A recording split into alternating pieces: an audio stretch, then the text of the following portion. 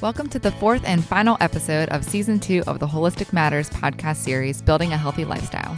I am Meghan Hamrock, and today we will be talking about sleep, stress management, and exercise as foundational components of holistic health. You can find all of Season 2's episodes on Spotify, Apple Music, or wherever you get your podcasts. In the past couple of weeks, we've talked about what it means to be healthy, why holistic health matters, and the whole food advantage. Be sure to check out episodes 1 through 3 if you haven't already. For additional resources and references, go online to WholisticMatters.com. We are joined today by nutrition scientist Kristine Polley, who has a PhD in foods and nutrition from the University of Georgia and specializes in exercise physiology. She was also a collegiate athlete at Florida State University, and we're lucky to gain insights from both her athletic and academic experiences. Welcome. Thank you for having me. I'm excited to be here today. Nutrition and diet are foundational components of the holistic approach to health. But sleep, stress, and physical activity are also important. And remember, that's holistic with a W. We talked with nutrition scientist Weston Bussler in episode 2 a few weeks ago about holistic health and how it encompasses approaches to health focusing on supporting the whole body. And sleep, stress management, and physical activity do just that. So let's begin today's discussion with sleep. Sleep is often overlooked as essential to our health. We do live in this really fast-paced society where all we want to do is go, go, go. And the attitude towards sleep often is it's a luxury, right? You can sleep when you're dead. I feel like I hear that quite a bit. But often that's just kind of adding to the whole spectrum of poor health. And when we talk about what it is to be healthy, we need to be well rested. When we're well rested, we are having improved decision making, we have a better attention span, we are boosting our creativity, we have a more robust memory, and also increased productivity.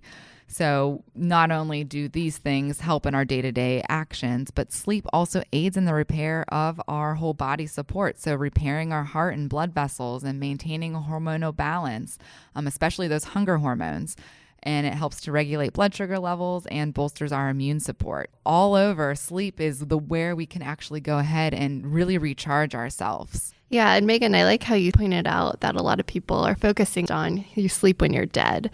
And I think as we will talk more about exercise and everything, a lot of athletes, and they put training and ahead of sleep and saying that, we have to just work our bodies constantly to get where we need to be, when in actuality, sleep is so important. And I think that's starting to be highlighted more and more today. Having a sleep schedule is going to be really important, and planning it out like you would any other activity that you do during the day. So highlighting those areas of sleep. Just when you sleep, how much it heals the body as well. So focusing on that with sleep.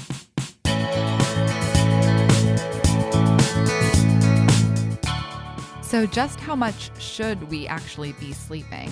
A 2018 article published in the journal appropriately titled Sleep reported that almost 1/3 of Americans actually sleep less than 6 hours per night. However, the National Sleep Foundation says we approximately would need about 7 to 9 hours for most adults ages 18 to 64. They do suggest that naps can count towards that total number, but ultimately they do not recommend that naps go longer than 60 to 90 minutes due to kind of that groggy effect that does come after waking up from a nap in the middle of the day. However, is it realistic for you to even get naps in the day based on your current work schedule or exercise schedule or day-to-day? That's totally variable per person. But when we think about those cumulative 7 to 9 hours, the quality of sleep is also really important. And many things will affect that quality. Not only do sleep disorders, and that can include anything from sleep apnea, teeth grinding, restless leg syndrome, but medications also may have an effect on your quality of sleep. There might be different side effects that are attached to each medication. Of course, when you're traveling, oftentimes you are put into a new environment, and that sleep habit that you might have been used to in your own home is turned around. So you've got that added stress of adapting to your new surroundings and your new environment that are definitely taking a toll on how quickly or how soundly you will sleep at night. And by no means is one way the perfect way to actually sleep each and every night, but typically a lot of the tips for healthy sleep do include consistent routine. So anytime you are thrown off kilter, it does take some time for your body to readjust to your normal consistent bedtime or your normal consistent routine. Other tips that might help though with healthier sleep do include being active, and we'll talk a lot more about that here shortly, but also we want to tie that in with nutrition, and we want to think about our screen time usage as well. Oftentimes we are attached to our cell phone or TV before bed, and all of these different lights definitely have an effect on how we're going to have quality sleep that night. Yeah, so another thing that can affect quality of sleep is circadian rhythm. And your circadian rhythm is the body's internal clock that governs things like a sleep-wake schedule. So staying on this sleep-wake schedule is going to be important and can affect diet, can affect nutrition, how you're eating and consuming food, and what types of food you're consuming, is all linked back to really staying on this circadian rhythm. It also provides logic for, sleeping at night when it's dark outside, and then being awake during the day when it's light, and having activity and eating and all of this. If we get off of this circadian rhythm or this sleep-wake schedule, this can affect mental performance and just how you feel during the day. All of this, if you do get off this schedule and the circadian rhythm, can lead to detrimental effects in the long run on nutrition and on just your daily performance. Exactly, Kristine. And I think what we don't really associate is nutrition with our quality of sleep oftentimes. And other factors of nutrition that would affect it include caffeine consumption, alcohol consumption, and both of those should be limited before bedtime to improve the quality of sleep. And even not to mention large meals. We do live in the world where our dinner typically is the largest meal of the day, but in reality, we should be swapping that with when our activity levels are going to be cycling. And when we eat a large meal and then become sedentary for the rest of the night and then lay down in bed, we're going to have reflux. We're going to have, digestion issues. So it's oftentimes recommended to avoid those larger meals before bed as well. Exactly.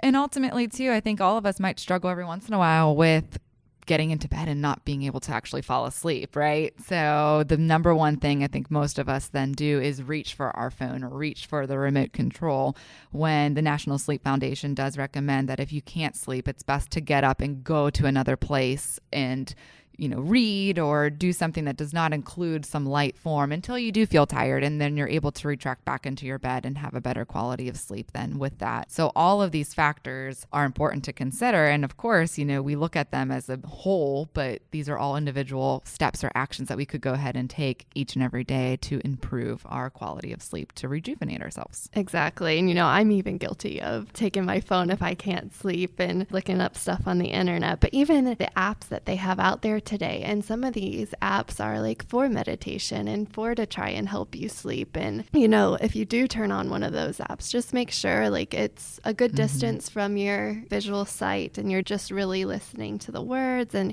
you don't have that visual effect going on. And precisely all of those apps that we have available to us now with meditation and calming music, they're meant to be stress reducers as well. And I think that's extremely important as we kind of segue into stress management, because we have found that 3 out of 4 Americans report experiencing one stress symptom within the last month. And this was from a study of the Stress in American survey in 2017. And stress symptoms can be many, many things, and that could include lying awake at night, feeling nervous or anxious, being irritable, angry, or fatigued. So stress is a real thing. Stress is something that we really do need to account for in our everyday.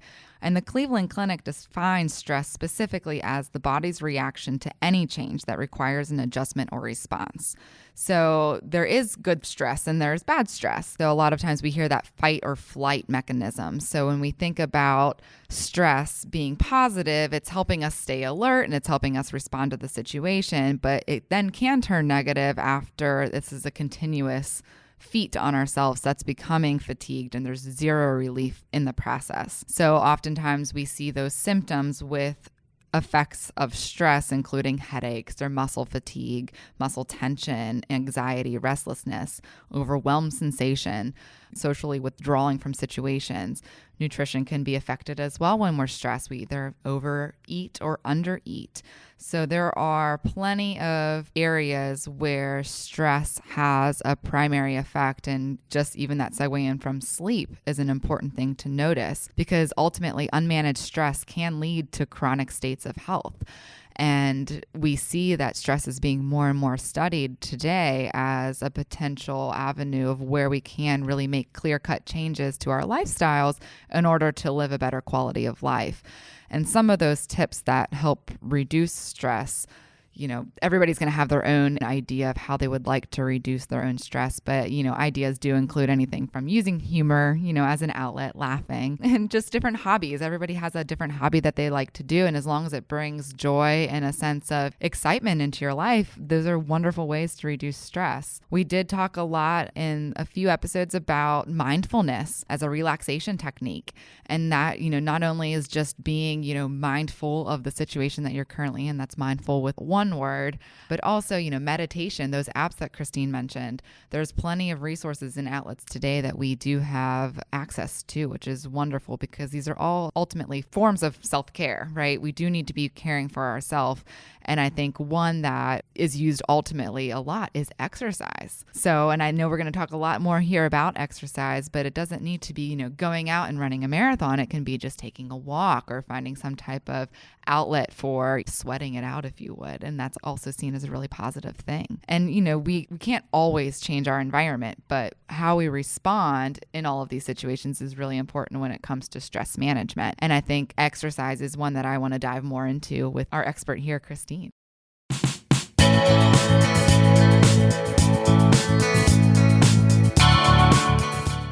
I want to take some time today to just provide a brief overview of the relationship between physical activity, food, and the body.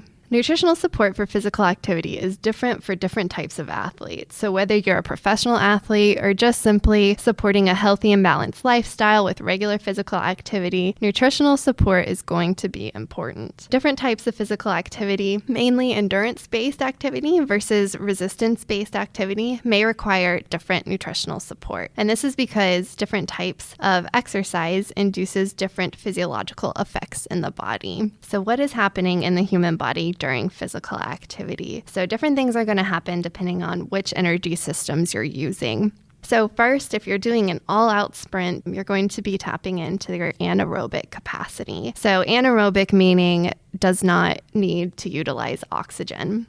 So this is going to tap into your ATP stores and phosphocreatine, which also makes ATP in the body. And then also it's going to tap into this anaerobic glycolysis. So this anaerobic glycolysis eventually forms lactic acid. And this can be used for about 43 to 100 seconds in physical activity, all-out effort. So ATP, phosphocreatine is usually a very short utilization. You're going to utilize that up in the first 10 to 20 seconds of exercise. And then your anaerobic glycolysis, that's going to be used up in the first 45 to 100 seconds of exercise. Anaerobic glycolysis, this is going to involve the non-aerobic breakdown of carbohydrates that you're consuming, so mainly in the form of muscle glycogen. So muscle glycogen is what is already stored in your body as a carbohydrate, so that is what is going to be tapped into with this anaerobic activity. For a more longer endurance type of exercise, the aerobic system is going to be used, and this does require oxygen. So this is also known as oxidative phosphorylation. So in contrast to the aerobic energy system, this oxidative phosphorylation is rate limited. This is because it does utilize oxygen. And so it's limited by the amount that your respiratory and cardiovascular systems are able to deliver oxygen to the muscle. During aerobic metabolism, this utilizes aerobic glycolysis, so again, the breakdown of carbohydrates, and also utilizes aerobic lipolysis. So this is going to be the breakdown of fats. So why is nutritional support important for physical activity? Well, it's going to be very important to support these energy systems that are being utilized to a higher degree than sedentary individuals. So again, when you're utilizing these glycolysis, lipolysis, breakdown of fats, you're using these macronutrients. So you need to make sure that you're eating to be able to supply your body with energy. But of course, in these different breakdowns and metabolism, you're going to be utilizing different micronutrients, so vitamins and minerals as well, that help support that metabolism of these carbohydrates and fats.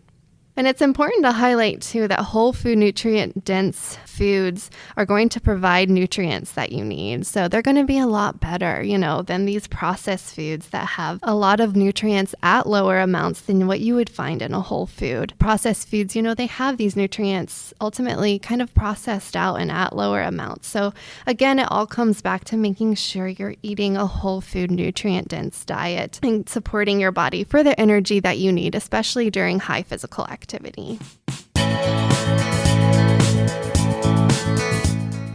Exactly that. Those whole foods are so important to just making sure we're using all of what's in our body to the ultimate support that we can. And we talked a lot about the whole food advantage in episode 3 of this season. And I think we're just kind of coming full circle here with that whole conversation. So tell me a little bit more about what's actually happening to the body during endurance-based physical activity in comparison. Yeah. So again, endurance-based physical activity is going to tap into that aerobic metabolism primarily. So aerobic metabolism is capable of producing extremely large amounts of ATP, where the anaerobic, where it does not use oxygen, that is going to be more a very short-term, very limited amount of ATP is going to be produced during that amount of time. But this aerobic exercise capacity is going to have a lot more ability to really sustain the athlete during those longer endurance type races. The first energy system that athletes will tap into is that aerobic glycolysis. So this is primarily going to be utilizing carbohydrates for energy to break down. And this is, the literature says about 12 to 25 minutes is how long you'll tap into this aerobic glycolysis. And this will be your primary source of energy to fuel you during the race. However, there's only there's a finite capacity to be able to store glucose as muscle glycogen in the body. So we can store a lot more fat in a lot larger amounts in the body. So ultimately, after that glucose is used up in the body, we'll switch over to aerobic lipolysis. So during aerobic lipolysis, or the breakdown of fat, that's going to happen for around hours to 3 or 4 or 5 hours, depending on how long you're going for in that endurance race. That primarily is going to take over and be your primary source of energy. But it's also important to note in these longer endurance races, depending on how long you're going for, refueling with carbohydrate during longer events can be beneficial, and that's been shown in a lot of research studies that refueling with carbohydrates during the event is going to be very important. However, you want to make sure that when you have an athlete trying this for the first time, that they train with this, that they start utilizing carbohydrates during practices, during their training, to get their bodies used to consuming something in the middle of that race or event. So you want to make sure that you don't just introduce this to an athlete during their performance or their competition, that they are also practicing with this as well. An interesting thing that's come out recently and has been a hot topic is that just simply mouth rinsing with a carbohydrate solution or even caffeine solution can have beneficial effects on performance. So that again is going to determine, how long is that race going for? If it's a really, really long race where it's 3, 4, 5 hours, just doing a mouth rinse might not have the same effect as maybe a little bit shorter of a race, like an hour to an hour and a half may have more of a beneficial effect seen from doing that mouth rinse and it triggering specific receptors in the body to slightly increase performance. So just something interesting that we can dive more into in the next season, talking about that with longer endurance type races and fueling for that. So again, one of the most important things, obviously, to make sure that your endurance athlete is fueling with our carbohydrates and fat, because those are the primary, sources of energy that these athletes are going to be using consistently. They're going to be pulling energy from carbohydrates. They're going to be also utilizing fat as well. So next, I wanted to talk about resistance-based activity. So that's going back, and that's going to be primarily using the anaerobic energy system. So again, that energy system is going to be quick. It's going to use any stored up ATP that you have in your body, and it's also going to convert phosphocreatine into ATP so that you can use that as well. So that's going to happen in about the first 5 to 20 seconds of an all-out event. And then the other system that's going to be utilized is glycolysis or anaerobic glycolysis. And this involves the breakdown of carbohydrates, mainly in the form of stored muscle glycogen. Again, that only has a finite capacity, so you will use that up. But that's going to break down and also form ATP for your body to utilize right away. So some nutritional support that might be important for resistance-based activity is going to be those, what we utilize in the first 10 to 45 seconds of an all-out event. So creatine, that's one of the most talked about supplements, and taking that supplement helps to enhance storage of creatine in the body and may help that ATP phosphocreatine in the first 5 to 20 seconds of your event. And then also carbohydrate storage, making sure your muscle glycogen is stored up as much as possible so that you can utilize anaerobic glycolysis to its fullest capacity. And then what's very important for anaerobic-based physical activity, so resistance-based activity, is recovery. And I mean, recovery is important for any physical activity, primarily with nutritional support for resistance-based activity. Protein is going to be important for muscle protein synthesis and rebuilding the muscle after you break it down. So we'll talk more in depth about maybe different types of protein that's out there and what might be the most beneficial and pros and cons of different sources of them later on in the next season. Just tapping into some of those things right now. And then also thinking about just going a little bit further and diving deeper into this is nutritional support for both physical performance, which we talk about a lot, but also mental performance. Mental performance and just reaction times. Reaction times are going to be very important for the athlete, but also the stress and mood. Okay, so stress and mood, we talked about how exercise can be really good for relieving stress, but when you have athletes that are constantly putting their bodies under both physical stress, it can be mental stress as well.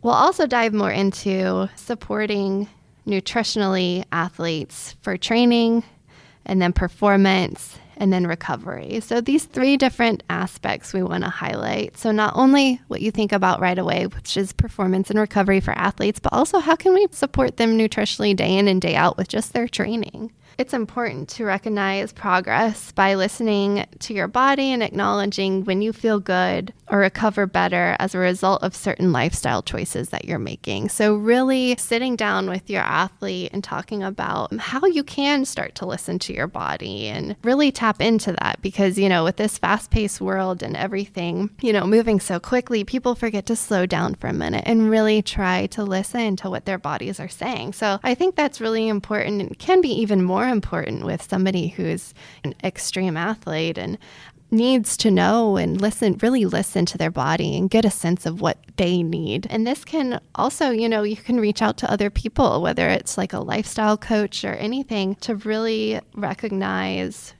and teach yourself how to listen to your body and get back to all of that. And nutritionally, how do we support it?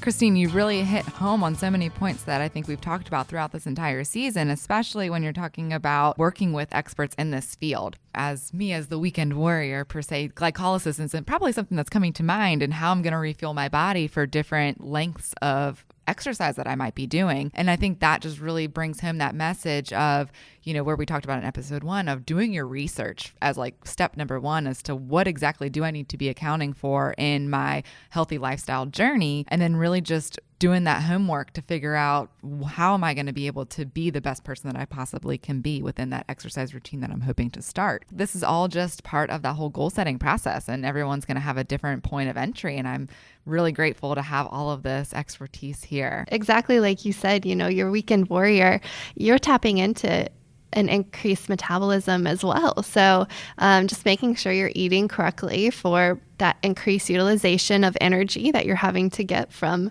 food is going to be really important. So I think just today's discussion in itself then wraps up season 2 quite well. We've concluded so many different things of building that healthy lifestyle, and I hope what you were able to take away over the past 4 weeks is that it is possible and beneficial to create a healthy lifestyle for yourself. Not just necessarily a New Year's resolution, but something that is a lifelong goal of yours, and you can just increase the quality of life through that. And you can create such lifestyle changes through realistic goal setting. Definitely continue to ponder on that longevity and that sustainability, because both of those aspects will be key to making that lifestyle change long term.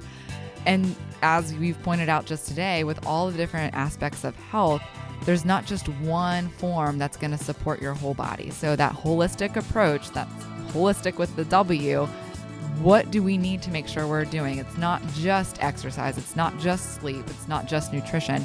All of these things eventually need to be part of your game plan. And of course, choosing the right foods, choosing whole foods over processed foods is something that's a great habit to start with.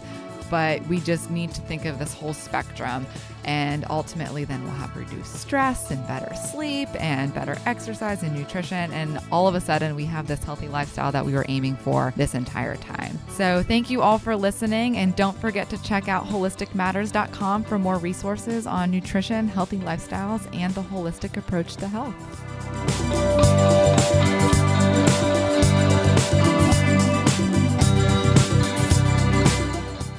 The music featured on today's episode is from the artist Lee Roosevere, licensed under a Creative Commons Attribution License.